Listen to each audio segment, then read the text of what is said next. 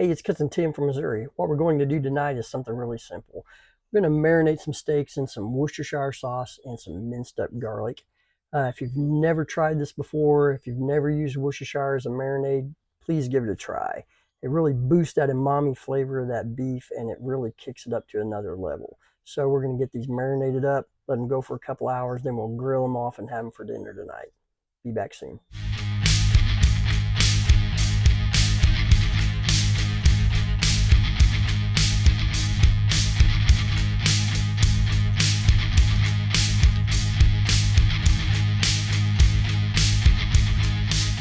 Okay, so what we've got here is got some strip steaks. Got these from our local butcher. And if y'all can, try to stay away from the big box places and just go to your local butcher. The beef is much better. It's usually locally grown. You know where it came from, and it's a lot better than that stuff you can buy at, the big W place. But anyway, what we're going to do here with these steaks, got these 4 strips. We're going to lay these in here on top of this garlic, just like so.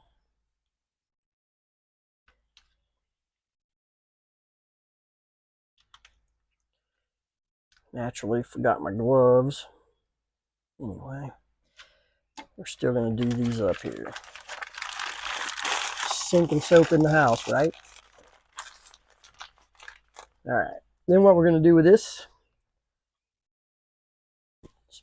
coat the top of them with this Liam Perrin Worcestershire sauce.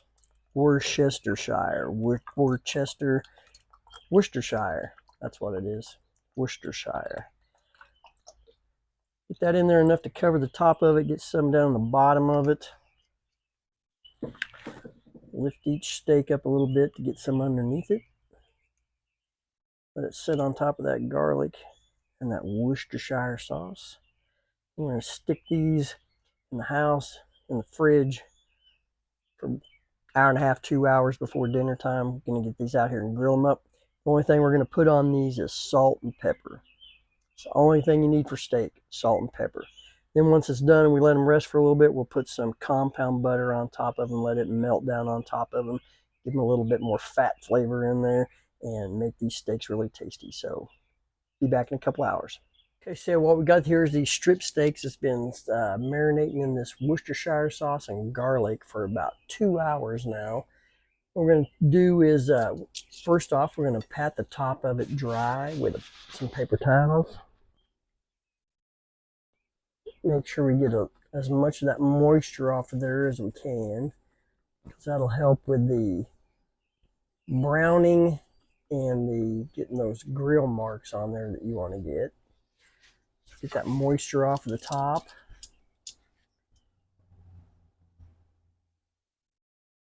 Pull one of these out of here, put it on here.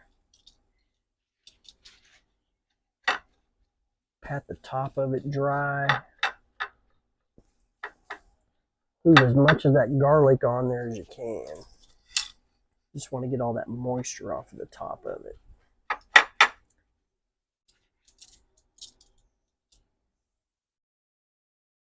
To the next one here, pull it out. Pat it dry.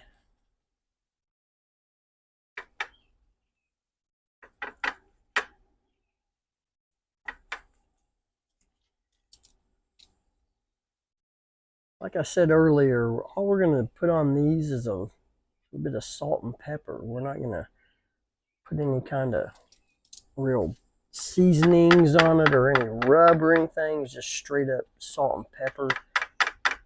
If you cook your steak right and you got it prepped right, that's all you'll need is just some salt and pepper on it. So, of course, this chopped up garlic that's on top of here. So, anyway, get these patted dry. Get ready to stick them over here on the grill and get them seared up.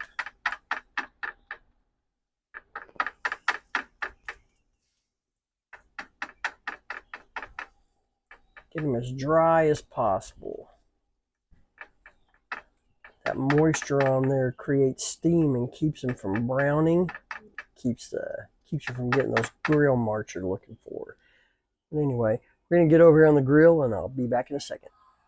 All right, so here's a little tip for y'all. If you get you a container that's got a grinder on it for salt or pepper, and get you a mixture of 2-to-1 ratio of pepper to salt, mix that together, and then you've already got a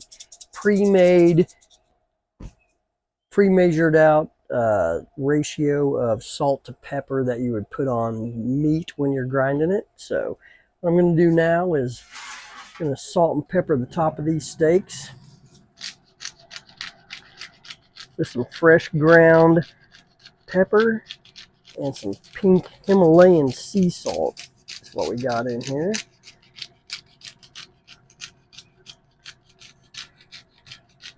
Salt and pepper them pretty generously on this side.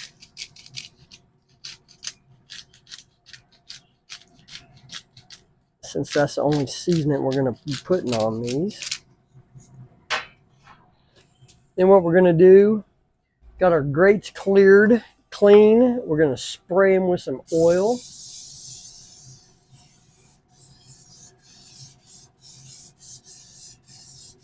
Keep this meat from sticking on there. Plus it's going to help with those grill marks that we're talking about. So, all right. Now we're going to go on here with our steaks.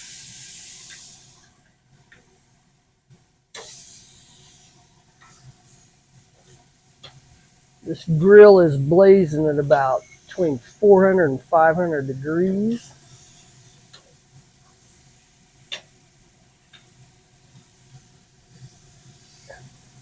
It's going to get us our grill marks we're looking for and char these steaks up nice. I'm going to salt and pepper this back side of them while they're on here before we flip them here in a little bit. I'm going to do that, and then I'll be back in a little bit to show you what these look like when we're done. See you soon.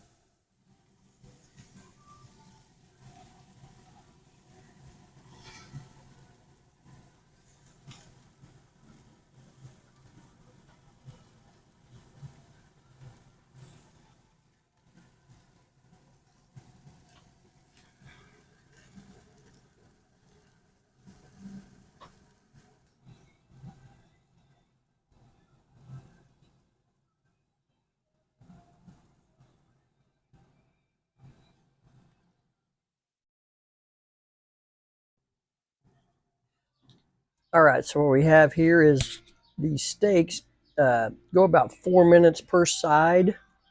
About halfway through that 4 minutes, you want to give it a quarter turn to get these cross hatch grill marks that are synonymous with steaks. So then what we're going to do while we let these rest is get some of this compound butter put on top of here. This has got thyme, some garlic, some salt and pepper in it. We're going to let this sit on top of here while these steaks rest for a few minutes. Let it melt into that steak, and this is going to make them a lot juicier, flavorful. Just add a lot of flavor to these steaks with that thyme and butter. It's kind of like sticking them in a cast iron skillet and searing them off in the butter and thyme, but that's what we got here. We're going to let these steaks rest, and then we're going to eat them up for dinner here in a little bit. So see you soon.